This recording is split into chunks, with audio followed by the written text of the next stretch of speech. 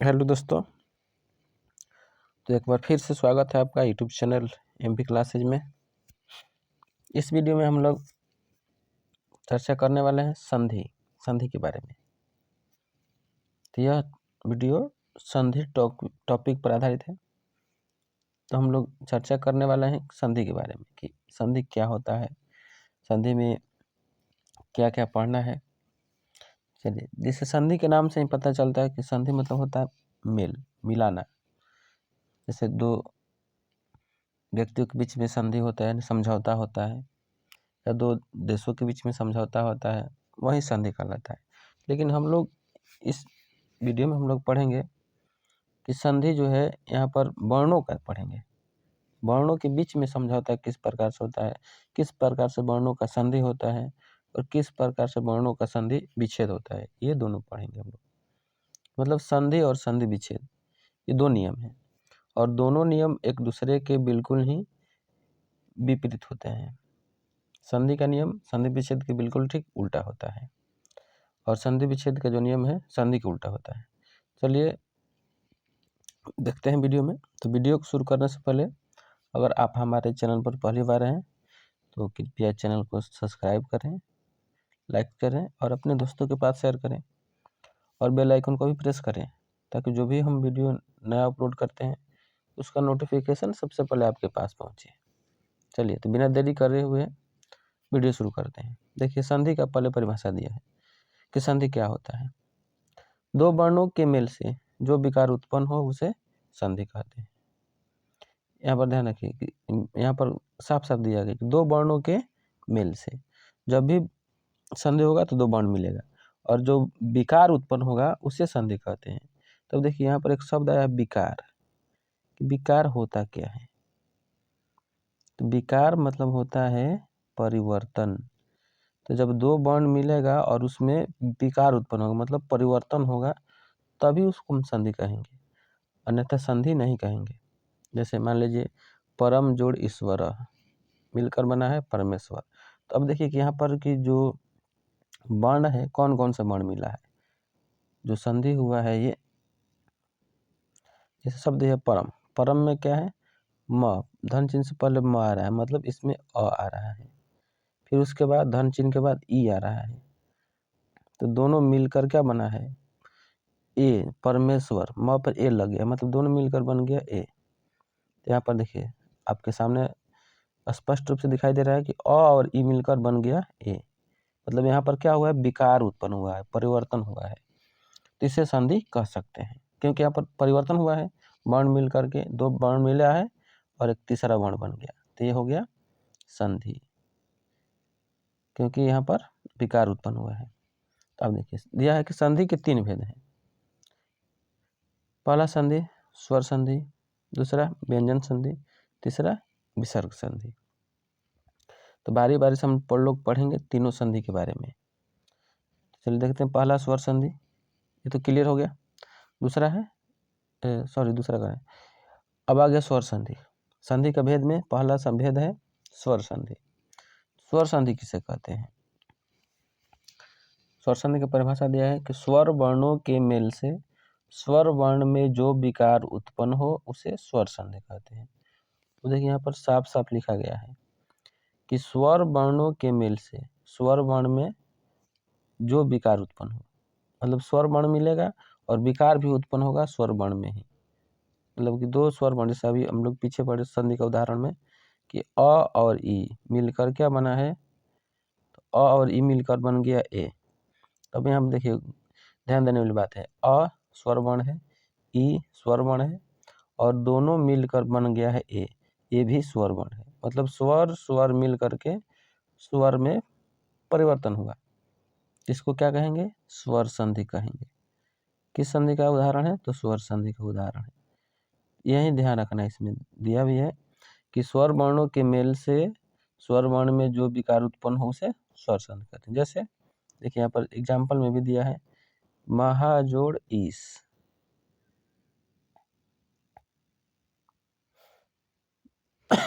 महाजोड़ ईस, महा में आ है, आ के बाद ई है,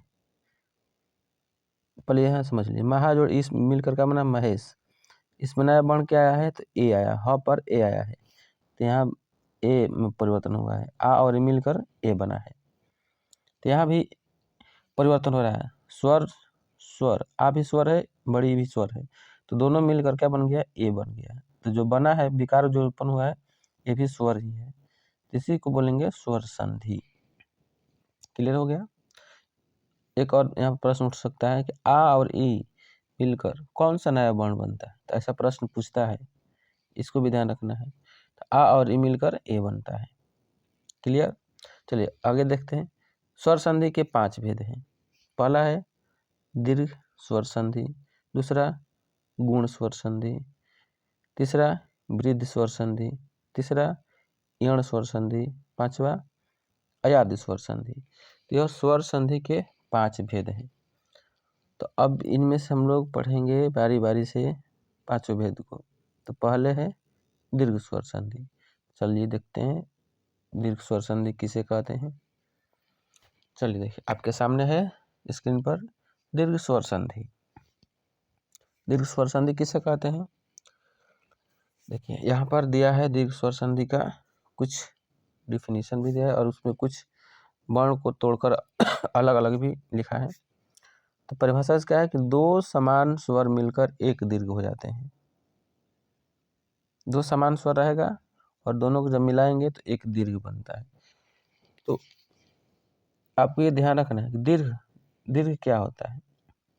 तो दीर्घ जो स्वर वर्ण होते हैं उनकी संख्या 8 होती है। अगर आप लोग वर्ण के बारे में नहीं जानते हैं, नहीं पढ़े हैं, तो कमेंट करके हमें बताइए कि हम दूसरा वीडियो एक लाएंगे जो वर्ण पर आधारित होगा। अगर वर्ण पढ़े हैं तो कोई बात नहीं, आसानी से संधि समझ में आ जाएगी।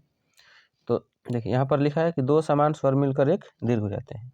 एक दीर्घ, तो दीर्घ जो होते हैं 8 होते हैं, जिसमें कि हम लोग दीर्घ स्वर संधि में 4 ही पढ़ेंगे, आ, बड़ी और बड़ा ऊ और री, ये 4 चीज़ पढ़ना है दीर्घ स्वर संधि में, ये ध्यान रखना है। चलिए देखते हैं क्या क्या दिया है। दिया है आ, पहले आ दिया है, तो आ को तोड़ने का नियम दिया है। 4 नियम है। अ प्लस अ मिलकर आ होता है, अ जोड़ आ मिलकर आ होता है, आ जोड़ अ मिलकर आ होता है, या आ जोड़ आ मिलकर भी आ होता है। ये है आ को तोड़ने का नियम, इसको आपको याद रखना है। इसमें ऑब्जेक्टिव क्वेश्चन पूछता है कि अ जोड़ अ मिलकर कौन सा नया वर्ण बनेगा, या आ जोड़ आ मिलकर कौन सा नया वर्ण बनेगा, या आ जोड़ अ मिलकर कौन सा नया वर्ण बनेगा, ऐसा प्रश्न पूछता है। फिर दूसरा है ई को तोड़ने का नियम दिया है। चलिए देख लेते हैं ई को तोड़ने का नियम। ई को तोड़ने का नियम है ई मिलकर ई, छोटी उसके बाद बड़ी मिलकर बड़ी होगा, बड़ी जोड़ छोटी बराबर बड़ी होता है, या बड़ी जोड़ बड़ी मिलकर बड़ी होता है। उसी तरह से ऊ को भी तोड़ा है, छोटा ऊ छोटा मिलकर के बड़ा ऊ हो गया, छोटा ऊ जोड़ बड़ा ऊ मिलकर बड़ा ऊ हो गया, या बड़ा ऊ जोड़ छोटा ऊ मिलकर बड़ा ऊ हो गया, या दोनों तरफ बड़ा ऊ रहेगा तो भी बड़ा ही ऊ होगा। अब है री, तो री को भी तोड़ा है। देखिए री 2 होता है, एक छोटी री एक बड़ी री। तो देखिए छोटी री ऐसे लिखते हैं, ये छोटी री है और ये है बड़ी री। तो टाइप करने में दिक्कत हुआ था, ऐसे लिख कर हम बता दिए आपको कि छोटी री बड़ी री में क्या अंतर है। तो इसमें भी सेम चीज़ है, छोटी री जोड़ छोटी री मिलकर के हो गया बड़ी री, या छोटी री पहले कर देंगे और बाद में बड़ी री कर देंगे तो भी क्या होगा, बड़ी री होगा, ठीक ना। या बड़ी री को पहले कर देंगे, पहले बड़ी री लिख देते हैं, उसके बाद छोटी री मिलकर हो गया बड़ी री, या दोनों तरफ बड़ी री कर दीजिए, दोनों तरफ बड़ी री तो मिलकर हो जाएगा क्या, बड़ी री। तो री को भी तोड़ने का 4 नियम हो गया। चलिए तो ये तो क्लियर हो गया कि दीर्घ स्वर संधि में क्या तोड़ना है क्या जोड़ना है। तो दीर्घ स्वर संधि में ये 4 वर्ण तोड़ना है, इन्हीं चारों वर्णों का संधि होगा और इसी का संधि विच्छेद होगा। देखिए एग्जाम्पल में भी दिया है कुछ, तो देखते हैं एग्जाम्पल क्या है। शिक्षा जोड़ अर्थी बराबर शिक्षार्थी। देखिए शिक्षा में क्या है, आ है, शिक्षा में आ है, उसके बाद अ है, तो आ जोड़ अ, देखिए कहाँ दिया आ जोड़ अ, आ जोड़ अ मिलकर क्या हुआ, आ हुआ। तो शिक्षा मतलब शिक्षा, अर्थी मतलब अर्थ करने वाला, मतलब अर्जन करने वाला, बटोरने वाला। तो शिक्षा को जो ग्रहण करता है वही शिक्षार्थी कहलाता है। तो इसका हो गया शिक्षार्थी, शिक्षा जोड़ अर्थी। महेंद्र, मही जोड़ इंद्र, ई है और ई है, दोनों तरफ क्या है, ई है, तो मिलकर हो गया महेंद्र। बधु जोड़ उत्सव, इसमें उ मिलकर बड़ा ऊ हो गया। फिर है पितृण, पितृ जोड़ ऋण, इसमें री है और इधर भी री है, तो री री मिल करके हो गया बड़ी री, तो ये हो गया पितृण। तो अब हमें ये समझना है कि होता क्या है, कैसे होता है। चलिए देखते हैं, वो भी समझा देते हैं आपको। शिक्षा, जैसे मान लीजिए शिक्षा को उच्चारण किए तो इसमें क्या आ रहा है, आ रहा है। मान लीजिए शिक्षा है, अगर इसमें से हम लोग अंत में आ रहा है तो आ की मात्रा हटा लेते हैं तो बच जाता है आपका छ, आधा छ बचेगा। इधर से अ हटा लिए तो इधर क्या बच गया, इधर थी बच गया, ऊपर रेफ, इधर अ हटा लिए, मतलब शिक्षा में से हम लोग आ हटाए और अर्थी में से अ हटाए, दोनों जगह से हटा लिए। अब देखिए नियम के अनुसार आ और अ मिलकर क्या होता है, तो आ और अ मिलकर के आ होता है, आ होता है। तो अब चलिए आ हुआ तो इसको कहाँ जोड़ेंगे, जहाँ से हम लोग हटाए हैं, शिक्षा और अर्थी के बीच से हटाए हैं, तो यहाँ पर आ की मात्रा लगाएंगे। तो आधा छ में अगर हम लोग अ जोड़ते हैं तो पूरा अच्छा हो जाएगा, और एक आकार भी है तो आकार भी जोड़ देंगे, तो ये हो गया आपका शिक्षार्थी। क्लियर है। उसी तरह से महेंद्र का भी हम लोग संधि विच्छेद करते हैं, जैसे जैसे नियम पर दिया है वैसे वैसे हमें करना है। चलिए देखते हैं। महेंद्र, मही में क्या है, ई है, अगर ई की मात्रा हटाते हैं तो बचता है आधा ह। क्लियर। उसके बाद इंद्र, ई हट गया तो यहाँ पर बच गया द्र। चलिए तो ई और ई दोनों मिलकर क्या हो गया, बड़ी हो गया।